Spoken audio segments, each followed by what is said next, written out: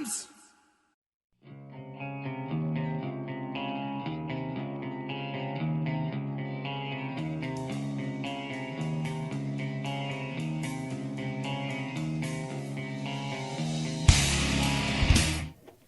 Good morning and welcome to You Can't Say That. I'm Greg. And yes, on the other half, I'm Al. Glad to be here, man. You have a good weekend? Yeah. We were snowed in. What's that? So we were snowed in again. Oh, were you really? Yeah, we Okay. got another 5 inches, I think, 6 inches. Man. We weren't snowed in. I mean, you got to have 2 or 3 feet, but Yeah, you can pretend. wow. Once you get that much snow, you can pretend. The rest of the civilized world, we didn't get anything. I was actually in Virginia Beach. Got nothing. Swank. Looked great. It was nice. All right, I've just got some short stuff, and then we can do your couple of topics for the rest of the show. Thanks for tuning in, everybody. Let's see here. Okay, first we'll start off with something funny. This is a meme that's floating around, and you can see it on now. You can see it online now. Obama says to Biden, "I can't believe you told the unions that you didn't work for them and they still voted for you." Yeah, and then I fired 20,000 of them on my first day in office. Now, I mean, that's funny, right? But I think I think it bears explaining that why that happens. Because deep inside that meme is a dark little secret. And that is that the 20,000 union workers that he fired the first day, they don't give two squirts about. And I don't mean Biden and Obama and those people, obviously. I mean the total of the union membership, bosses, around the country. Those are evil jobs because they were working in the pipeline industry. So, while right wingers may think that meme is kind of funny, it's just another example of not only the hypocrisy of the left, but of the abject failure of humanity of the left. But it gets a good laugh. Let me ask you a question on that because I drive by a union shop every day coming home. It's the electrical union, and they got Biden signs all over the place. And I see these guys coming out, and these are hard-working guys. These are tough country guys, and they're voting for Biden. And the whole Democrat Party has become such a left wing that the only thing that I'm trying to understand really what it's about. And it seems like it's about jobs and pay. I mean, so every union person, because in the beginning, you could say the Democrats were kind of still representing themselves as the tough guy, the working guy, but that's no more. I mean, it's out of the bag. It was out of the bag for this election. And if this election was a fair and equal election, so let's just assume right now it was, and the Democrats really got more votes. We'll just make that assumption for this conversation. Gosh, I find it hard to believe that a tough working guy goes out and votes for like a pansy party. I mean, the Democrats, the liberals, the transgender party, the homosexual party, the abortion party, they have nothing to do with that. Now, the pay, so is it just about pay? Well, it's that. And remember, politics is not as much about the positive message of your political party as it is about your ability to use a negative message to destroy the other. So no matter how bad Biden is, the Republicans are worse. They want to kill the planet, and they want to starve your children, and they want to kill your grandparents. But wait a minute, though, Greg, but that doesn't make sense for the union guy. I mean, I'm looking at this union guy as he's not, I mean, the first thing on his mind when he wakes up in the morning is not about climate change. Well, no, it's money. Right, money. But what I'm saying is, what that's wrapped all up in is all that other stuff. They can feel good about voting strictly for what they believe is their financial interests because Republicans are so horrible in many other ways. I mean, that's the mindset. And just because the 5%ers of the world can see through all this and know that what Democrats are about is out of the bag. Average people don't. I mean, and they never will, and that's kind of why things are the way they are, because in general, people are easily manipulated. It's, if you, just about everything can be measured statistically, and you throw that up on a bell curve. How much understanding does the average person have over what's really going on in American politics? You got 5% at the very bottom who don't have a clue. You got 5% at the top who have figured all this out, and talk about it, and see through all this. And then you got 90% in the middle, and they think they know, and they don't know. Even if they care, they don't care. So it's just, just the way it is. I'm just trying to think like a union meeting when you're talking about this stuff. And you're going through all these items that the Democrats do.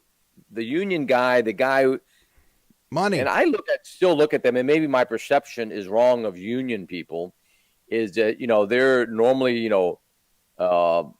country, God, church. I mean, that they're kind of a little tougher breed, family, that kind of stuff. It's probably not. It's probably not. I know the concern about money is important, and I think it should be important to everybody. Like, I don't want to do something and lose money. So if I can find somebody that's going to help me make more money, I got that. It's but not Trump. It seemed like they love Trump. I mean, they're kind of Trump kind of people, man. Well, more of them did than loved Mitt Romney or George Bush's dad. I mean, yeah. Well, but I don't think I think it's just the way it is. Yes, it is. Yeah. Now here's this highlights something problematic. So this story by Reuters: Americans take to a buy now, pay later shopping during pandemic, but can they afford it? So basically, what they're saying here is that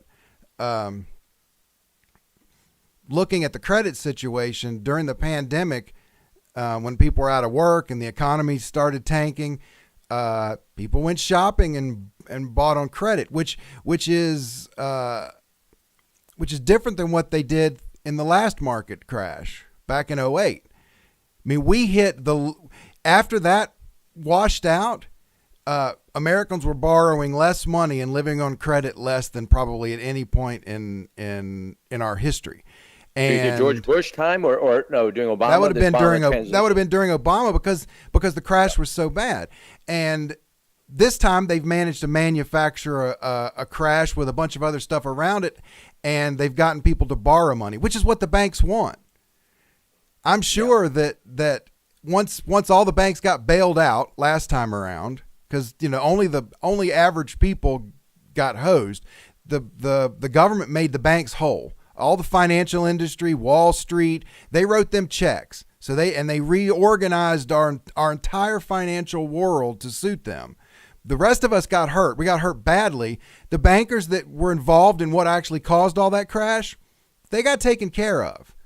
But they didn't like that we weren't borrowing tons of money again after that. Borrowing had kind of waned, and now it's back with a vengeance. So I bring this up because this is people are falling right into the hands of the slave masters, which are the bankers. I mean, there's a reason why the Bible says debt is slavery. It's not just a cutesy thing in an old book. It's a tried and true foundational truth of human existence. Debt is slavery, and it definitely is. And we're sliding right back. I'll tell you one thing though. That'd be very insensitive, I guess, and that's why we're doing this show. You can't say that. Wait, are you going to say something you can't say? I am. All right, I'm waiting.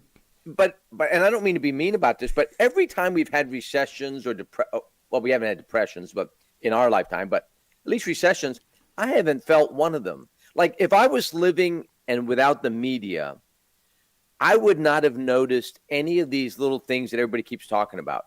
I may be living in a bubble, but the last time these happened, I was working for Xerox. I was working for a big corporation. I still had a job, and I had good sales years and bad sales years, and it never was dependent on how the economy was doing. Sometimes the economy was terrible, and I had my best year. Other times, everybody else was doing great, and I didn't do that well. It's so weird. Like, if I didn't really listen to what they were saying was going on, my life is pretty steady. I don't know. I don't know if it's why it is, if I'm naive and but I haven't, maybe I'm not participating in a lot of that craziness from the beginning, so I don't really feel it. Or Well, I don't know. and not everybody obviously was affected in the last crash. Many industries are almost, for the most part, recession proof. Home health care, medicine, those things were, dentistry, recession or not, people got to go to the doctor. People's parents are taken care of in homes. That stuff doesn't stop. And you're working at Xerox with a company that has multiple revenue streams and their fingers in a bunch of different business segments, and none of those were adversely affected. So I mean, you just happen to be in the right place. I mean, our business tanked. A lot of our advertising at the time with the ad agency was real estate advertising. And so we probably lost 70% of our revenue in a 12-month period. And okay, that makes sense. Yeah, and then for 3 or 4 years after, it was devastating. We survived it because, we didn't have debt. We didn't owe money on credit cards. We didn't buy a house we couldn't afford.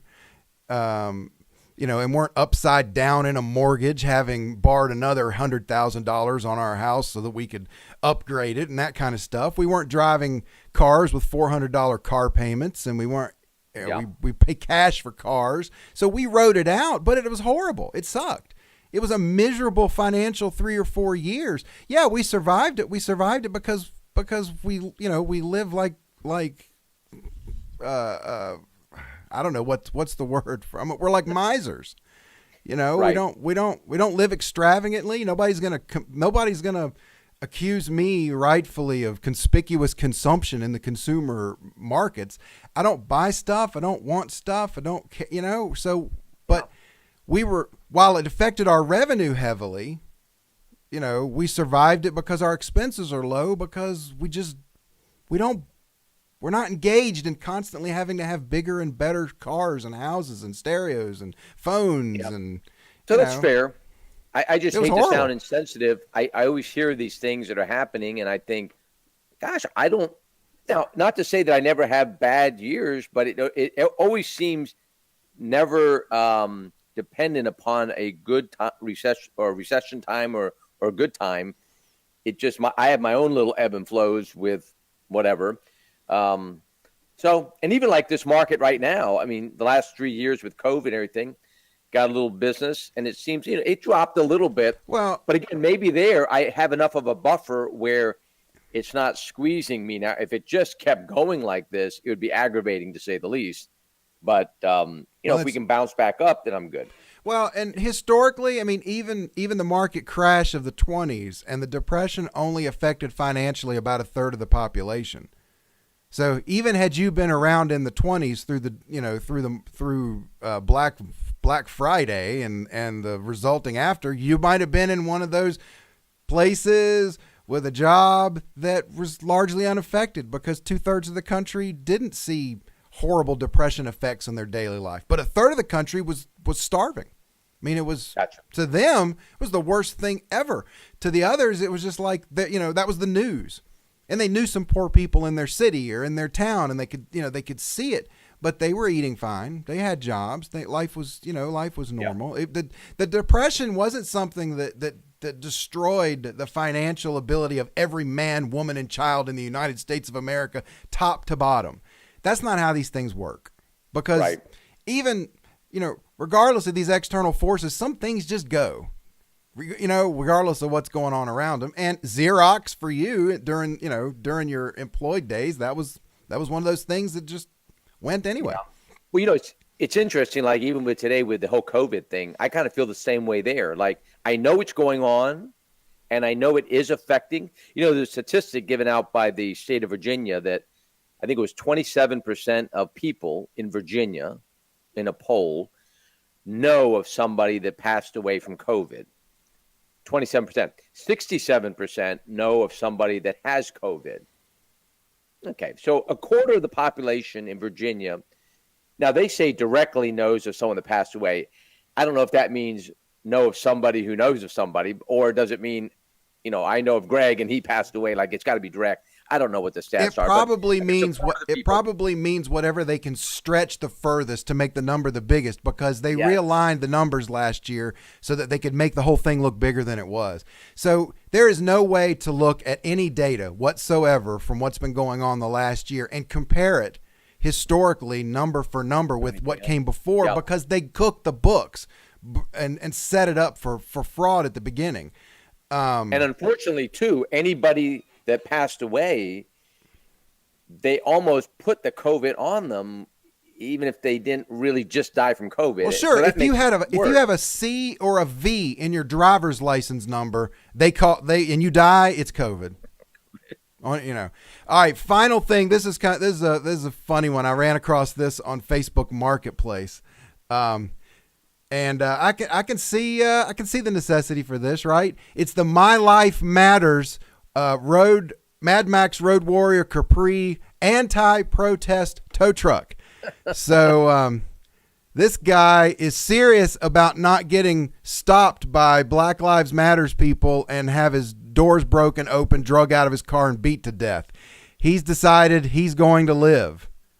And I saw this on Facebook Marketplace. It cracked me up. Wow, My life that's matters.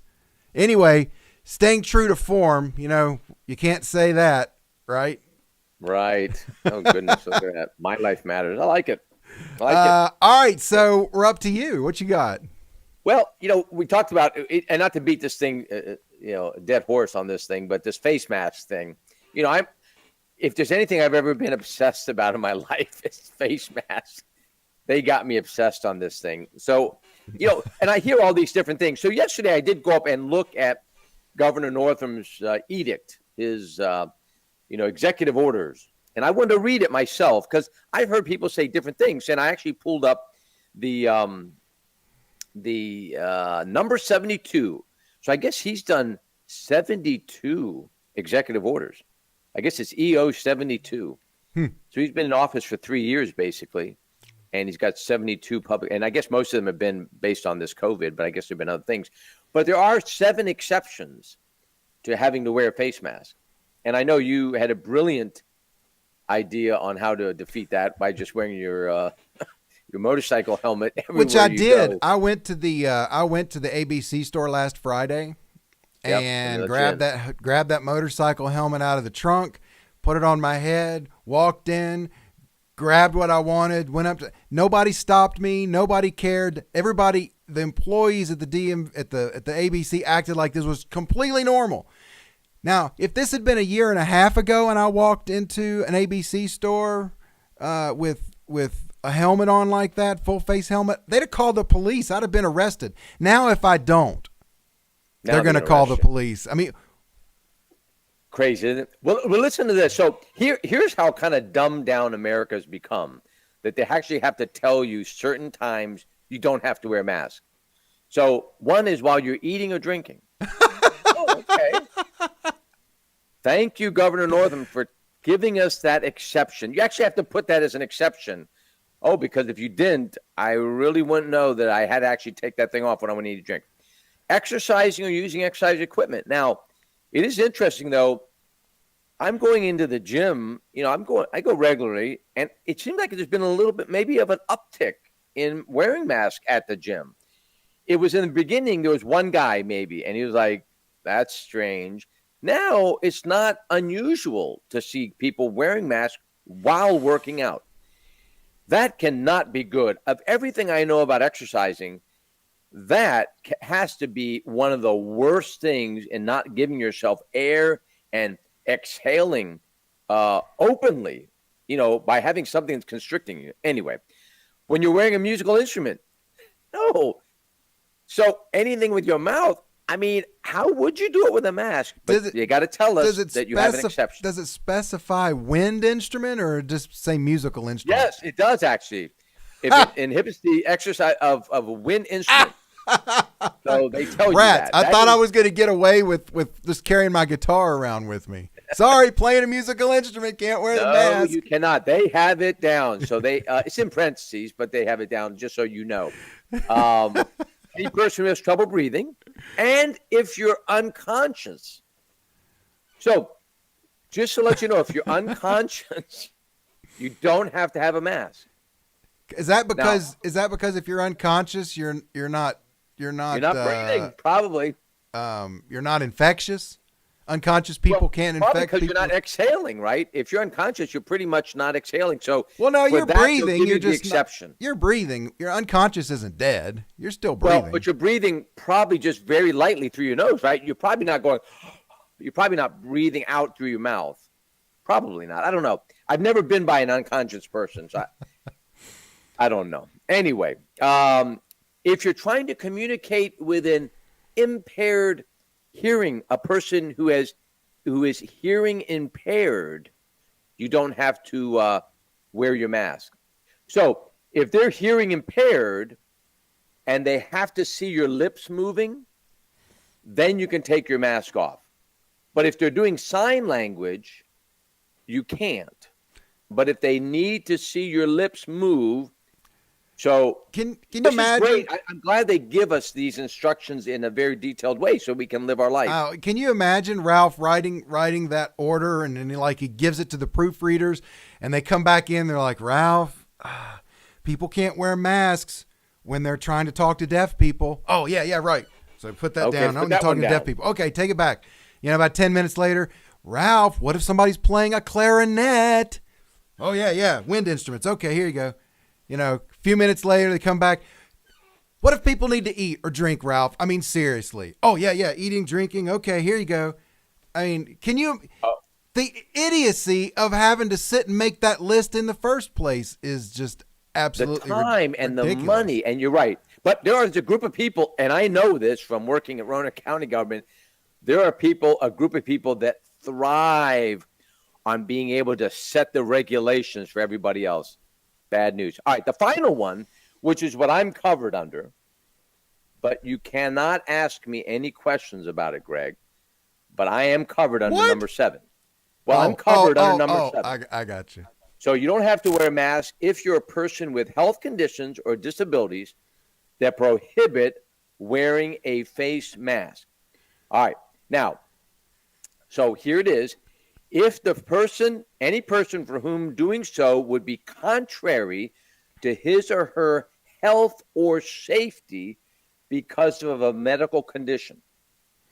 So here is the loophole for everyone, because if it will cause you a health or safety issue. Now, adaptations and alternatives for individuals with health conditions or disabilities should be considered. So if you have a health issue with wearing a mask, you should try to find an alternative. But any person who declines to wear a face covering because of a medical condition does not have to produce any documentation verifying the stated condition, nor shall the person be required to identify the precise underlying medical condition. Well, the ABC so here's stores. What I did yesterday. I went to Kroger. Normally, I do a little click list. Which Kroger? The one at the on Williamson Road. Oh, I go to Kroger all the time. I never get hassled at Kroger. Yeah, they're usually pretty good. But what I did is I took that document with me. So now I've got that document in a nice little plastic little covering, and I just have it with me. And I figure I'm going to go everywhere now. And if there is an issue, I'm going to ask you to stand back. Get one of the children to follow you around and film you showing your document to these people. No, and go to the ABC store with that document, because they claim that they are not that they're exempt. Those exemptions do not apply in the ABC store. That's why I had to get the helmet. Not true. I would take that documentation and I'd asked it if they could post that, because I think they need to understand. And when you tell these people, see, to me, most of these people are these face mask Nazis. They are very good at following orders. So I would say, please, you are good at following orders. So here is the order from Governor Northam. and I need you to follow this order. And I know you can do it because you are very good at following orders. And they should post it in their store. Well, so I'm just telling you, there may that's be it. an addendum or another executive order, and I'm not saying there is. I'm just saying for the ABC employees to be correct in that it doesn't apply on because it's a state-owned establishment. There may be something somewhere else that's in an executive order that exempts ABC from those exemptions, because they swear and they may not be. I don't know. I just don't care enough anymore to sit and read all of Ralph's executive orders to see if I can find it. So I got a helmet. Right. Well, I've been doing this because I'm trying to figure out what the strategy is to be very cunning and smart, but use what they do and what they have out there against them.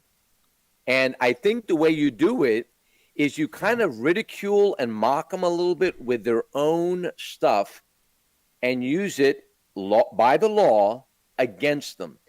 And I think that's maybe the approach to this. And here's the other thing is, I think as people start seeing more people not wearing masks, I think it helps you.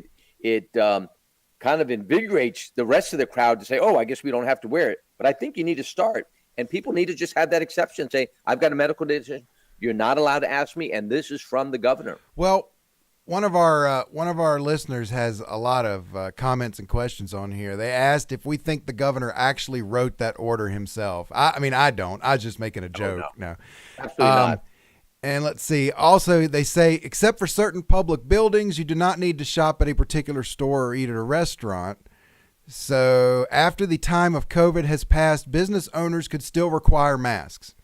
So, well, yes and no. They're supposed to be able to, right? I mean, business owners, it's private property. You have freedom of association. You should be able to serve who you want in your business and not serve who you don't want in your business for whatever reason that you have. Right. And in that case, sure, if you don't want people carrying firearms, you can ban guns in your store. If you want to require people to wear masks, you could say you have to wear masks. Unfortunately, those days are done. Our private property is not treated in law as our private property for us to own, possess, and control as we see fit anymore, because they've created all these rules for things. You know, you can't discriminate against people at your business for this, that, and the other. And we don't care if you want to smoke in your store and other people who want to smoke want to come there. We have the power to tell you on your private property smoking is no longer allowed. I mean, we've created this entire system of governmental controls that have replaced you being able to decide what you want to do on your private property with your own business in your own life. So while this person's correct, they should be able to require masks even after the mask is gone. They may not be able to. What lingering control over some of these things is still going to be there in law after all this is over with? Or is the government going to let us have freedom to do what we want to do in our own businesses as long as it's what they want us to do? Maybe then it's okay. I mean, so let me ask you this question, Greg. Do you think everything being equal, when this is all over, that stores would want to require masks or not? What's to their benefit, do you think? I think that most will not, but there's going to probably be some where the owners, the managers, somebody of authority isn't all there and is still frightfully scared of COVID, or frightfully scared of being sued because somebody gets COVID and claims it was in their store or their restaurant. So you may have some places that are just so afraid of consequences and so out of touch with the reality that they might still require it after the fact. Okay, so you bring up a good point. If you remove the enforcement of it, but you still have liability for it, that would be a way to say, yeah, we don't have any more restrictions, but everybody knows that, if they get something and they claim it's our store, we're going to be sued. Yeah, I look like a Kroger and a Sam's and all those kind of places that have that sign in the front of their door. You know, is it to their advantage to remove that sign and just have people come in, or do they kind of like it? Have they kind of gotten used to it? and they're getting enough business through, online shopping that, yeah, let's just keep it like this. I don't know. It's an interesting thing. The I don't know if question there's is, an advantage what will these people that are riding around in their cars all by themselves with masks on, what will they do when we're finally told, hey, it's all over, everything's great, if that ever happens? I don't know why you would ever let it go back. I mean, if I were the people manipulating this situation, why would you ever let go of this enormous power? Oh, I mean, no. You're right. This is like better. This works better than terrorism, than the war against terrorism does at manipulating and controlling people. Why would you ever give up the virus as a weapon for if you're in the political class? This is like the goose that lays the golden egg. So I'm not convinced that it ever will go away, to be quite honest, because I think they would be idiots to let go of this weapon. And if you think it's kind of China really more, that's pushing this on America, and America kind of having enough politicians that go along with it, I would see China just continuing the fear of, another virus, there's another strain, there's another this, another that. Just keep it going. And we're already seeing that.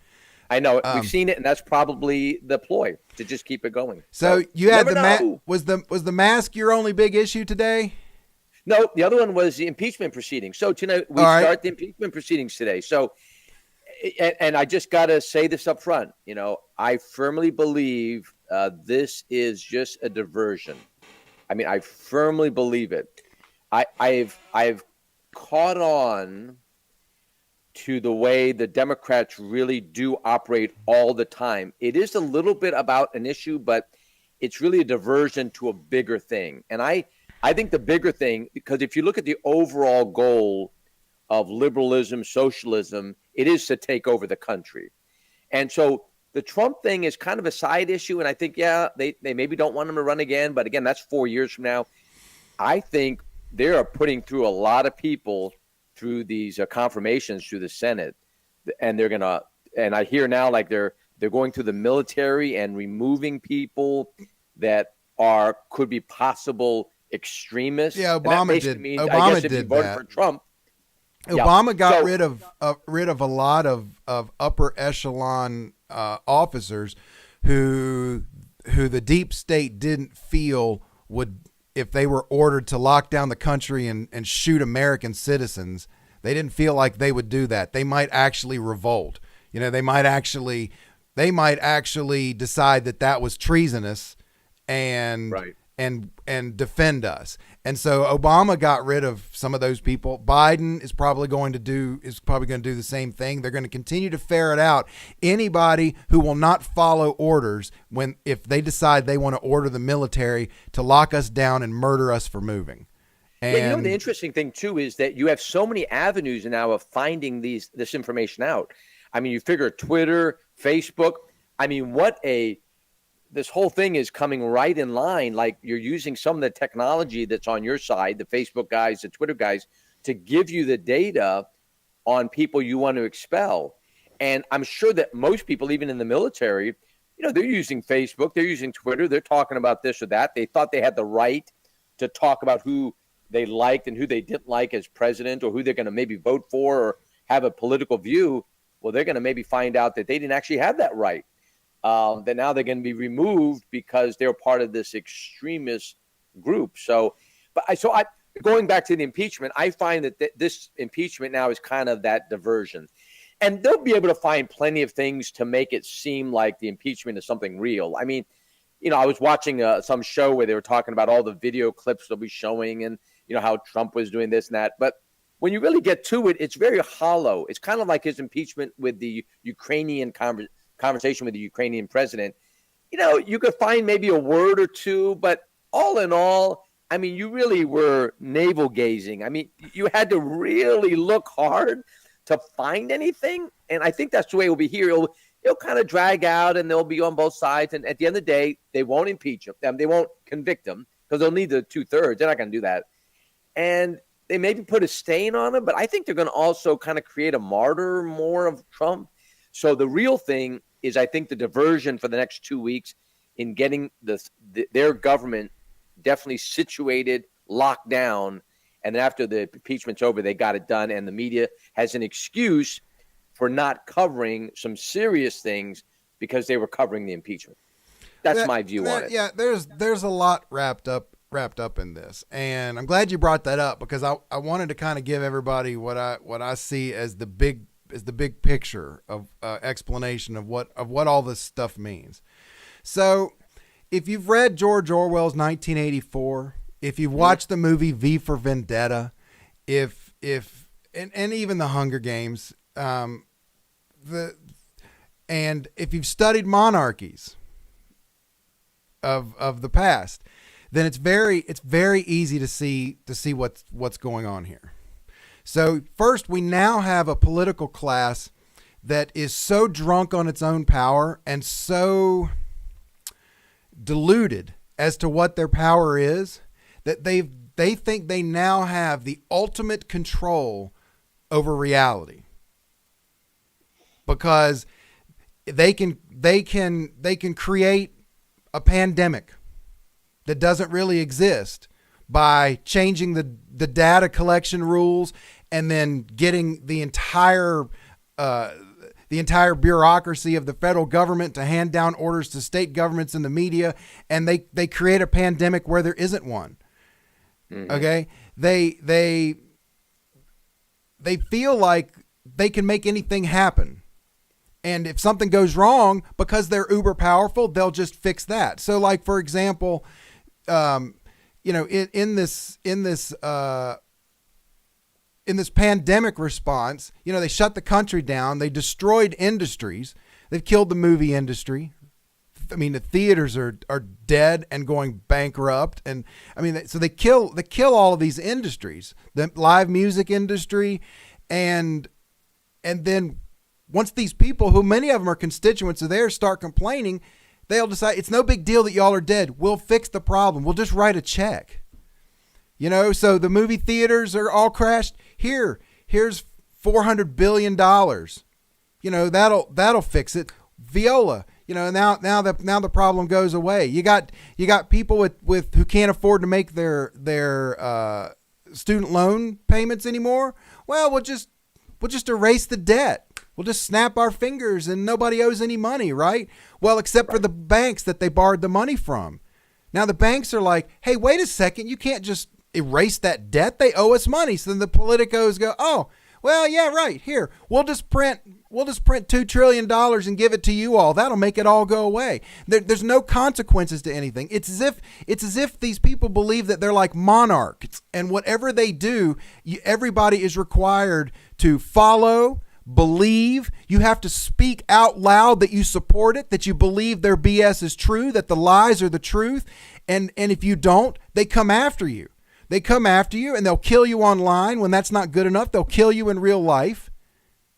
But they are so drunk on this idea that they are uber powerful. They think all they have to do is to pass this or write that or create an executive order to blah, blah, blah, and that they can solve any problem that their little manipulations have created. And that's going to make it go away.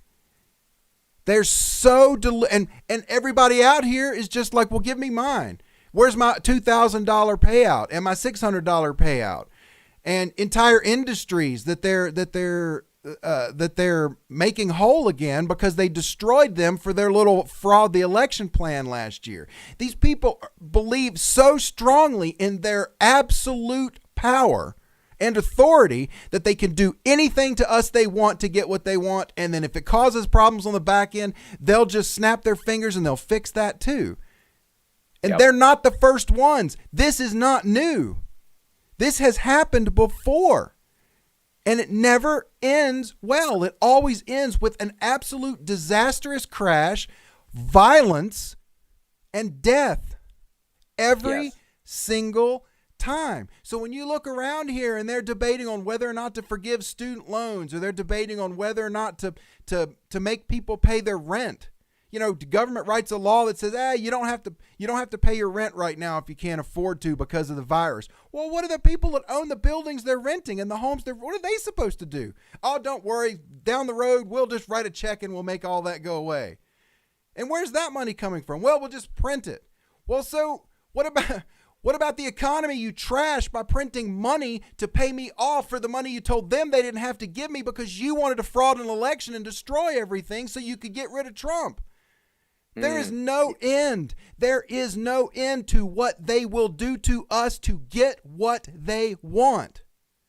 Because no matter what it is, they believe that they are righteous in doing it, and then whatever negative effect there is, because they are all powerful, they think they're freaking gods, that on the back end, they will use the mega power of the government and its ability to print money to fix the problem after the fact. That doesn't work. You're going to effing kill us, you jackasses. So how do you really feel about it, Greg? This is why I don't. Yeah. This is why. Right. No, I got you. This is why. And the reality is there are decades and centuries and millennia of examples that all these government people look to manipulate their way into power. And you're right. And the big lie always that they tell the public is that no one has done it right. Like no one has done communism right. No one has done socialism right. We're going to do it right. And I think it's, they're self-deluded or purposely deluded. And the reality is they love power. And that is. So, there's this battle, there's tension. And the worst thing to do is give up, though. So we can't give up. Well, it depends on what your goals are. We got to recognize it. And you laid it out beautifully, exactly what's going on, because it is going on that way. And you see it happening. One guy, maybe they're trying to make an example a little bit more of Trump or badgering him a little bit, but also causing a little diversion so that they keep. It's like life. It's like life before the Magna Carta. If the king wrote an edict that everybody is going to believe my daughter is the greatest singer on the face of the planet, everybody in the kingdom had to do it. That had to be the reality, and you had to support the reality. Because if you had the audacity to say, actually, I don't think she sings that good, you would be arrested, tried, and convicted as a criminal and put to death.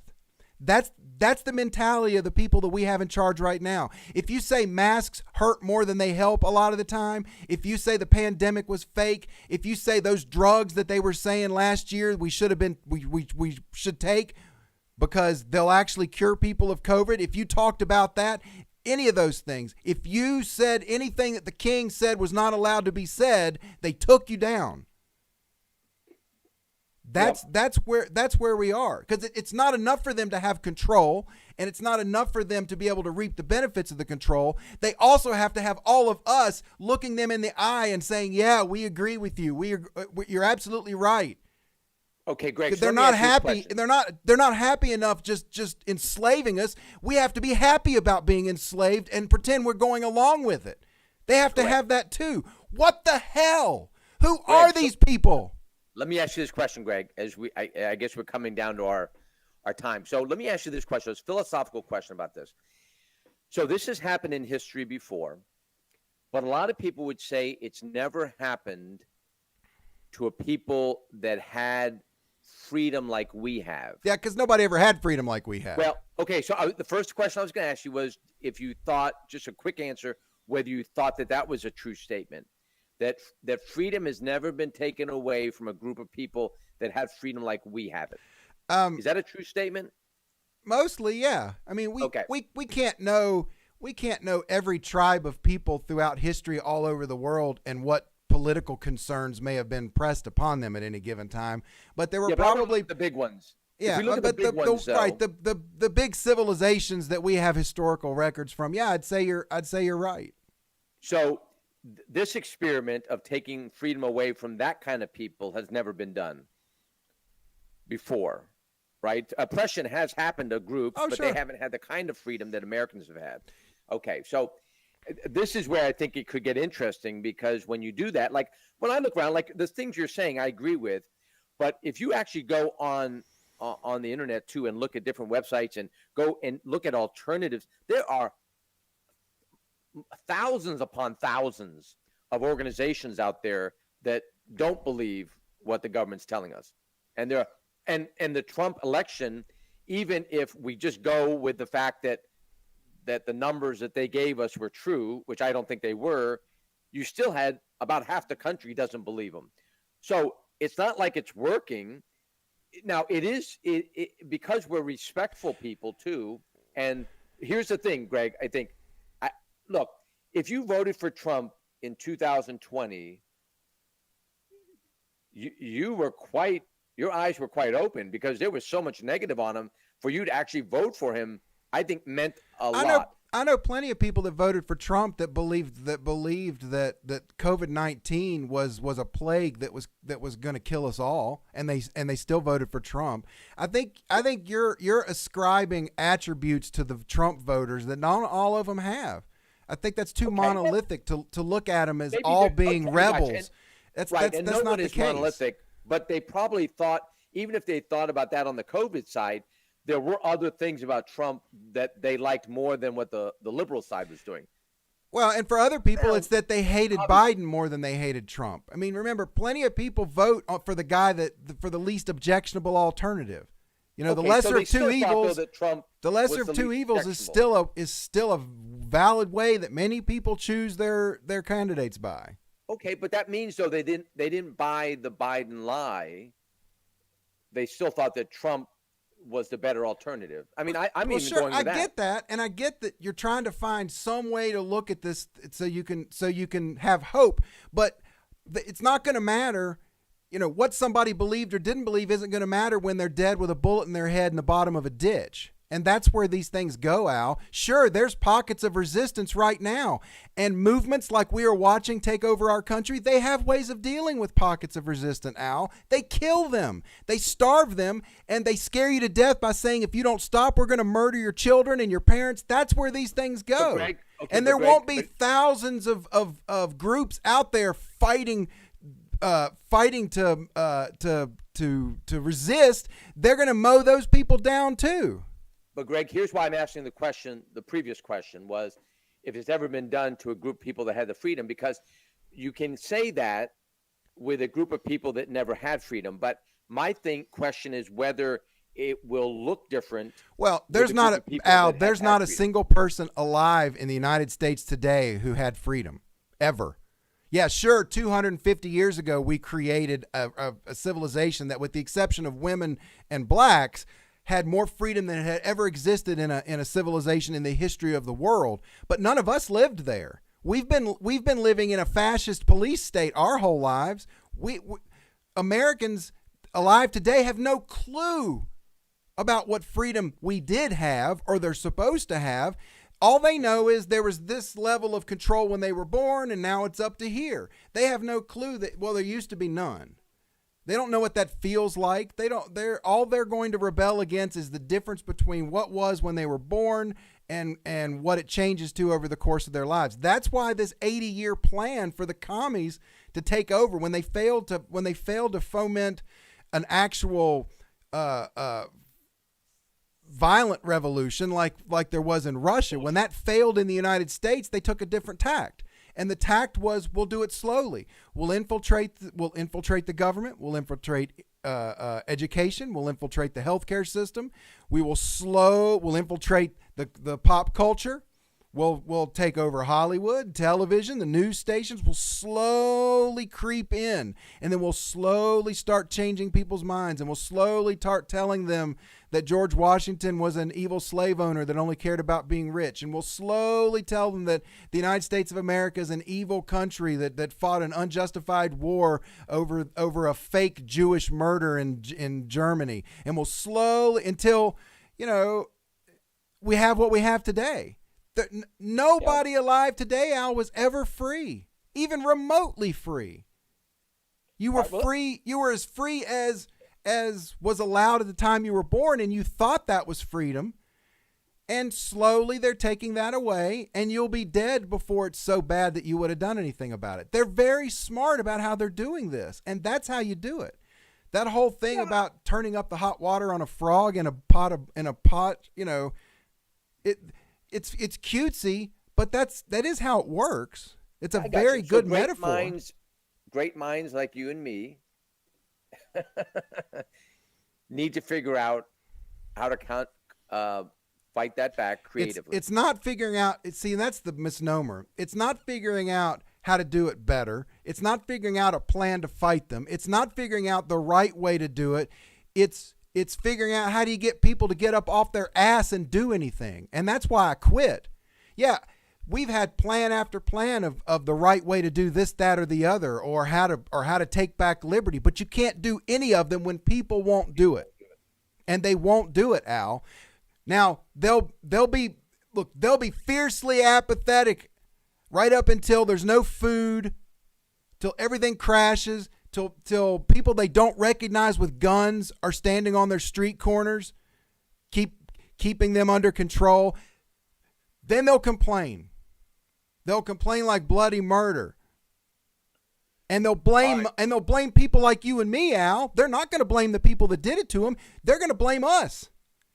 They're going to make us the scapegoat for that situation. Somehow us trying to save them all these years, they're going to turn that into we're the cause of the whole problem. You watch. That's how it works. This is just how it works. History is full of this example over and over and over again. Well, no, and as I've told you this before, I mean, as a Christian who reads Scripture, I get it. And it's nothing new, right? It's nothing new. Because if everything turned always to the good, there wouldn't have been a need for a savior, right? So let's put things in perspective. That it's not like it's new that things are going bad. But the Scripture also gives us a lot of counters to all this stuff. So I don't get as pessimistic because I understand the overall picture of the direction. And that's why we have a savior. Well, so sure. That's not to get, but I don't think it's something to get depressed about. Well, no, because this is the environment we live in. Because Earth is kind of like, practice hell. I mean, this is not life on Earth. This is not the goal. No matter what. You're not going to get utopia. Yeah, we're not going to make Earth the Garden of Eden again. Earth is going to suck. People are going to be mean. They're going to kill. They're going to rape. They're going to steal. They're going to lie. They're going to cheat. It's just this. Everything you're watching go on. This is what goes on down here. And to think that somehow we would ever be able to change that is just ridiculous. In fact, if you want to know something, I'm surprised that in the 18th century, a republic based in liberty even was managed to exist at all. It didn't last for but 50 years, but it's almost a surprise that ever even happened just the one time, to be quite honest. So our only responsibility is to be salt and light. So we don't have to worry about the outcome. That's not our responsibility. It never has been. So by those words, I live, because the other way, it can be exactly what the opposition wants you to say is we can't do anything about it. But I don't really worry about the outcome because that's not my responsibility. It's much bigger than all of us. So it's being the salt and light, telling the truth. Like that's why I like this show. We can present it. You lay it on the platter. You can't force anybody to eat it, but you have that responsibility to always say the truth, never repeat a lie. Oh, well, I do. I just don't expect it's going to matter. Huh? It's not. I do say the truth. I just don't expect that it's going to change anything. Well, all it has to change is one person that would change their opinion and get their life in order. I know. But that's all. I get it. That's a big thing, Greg. That's a big thing. I did my 30 years. I'm done. You did. All right. Hey, so next time, because we're running out of time, and I got a big topic on the whole transgender homosexual movement, and you kind of see it creeping up a little bit more with Biden with his nomination of Assistant Secretary of Health. I don't think you can say that. Huh? I don't think you can say that. I did. So we need to talk about that because I think it's a fascinating topic. I just find it fascinating that anyway, but I'll leave that for next time. I do find it interesting that the party that wanted to create an entire separate world for women so that they could have their own thing is now the party that's finding a way to send men into the thing that they created just for women to destroy the women. No, that's why we'll find that the purpose of all of this, even the women's movement, everything, was not about that. Was about What? destroying a What? godly nation. To me, You mean well, to me, it's always been about just corrupting and destroying godliness. you're That's the saying they biggest had picture. ulterior motives? Yeah, but see, to me, it's on a spiritual realm versus just a earthly thing. It's Right. it's bigger than that. But that's a great conversation starter for next week because that's a big chunk that I want to talk about that we didn't get to this time. All right, Thursday it is then. Yes, 9:30. All right. Meeting back again. Everybody, you have a great week. We'll see you Thursday. Thanks for tuning in. Share it with your friends. Like us on YouTube, and we'll see how long we can keep saying what you can't say before they shut us down. Amen. Bye, All right, my everybody. friend. Thanks, bud.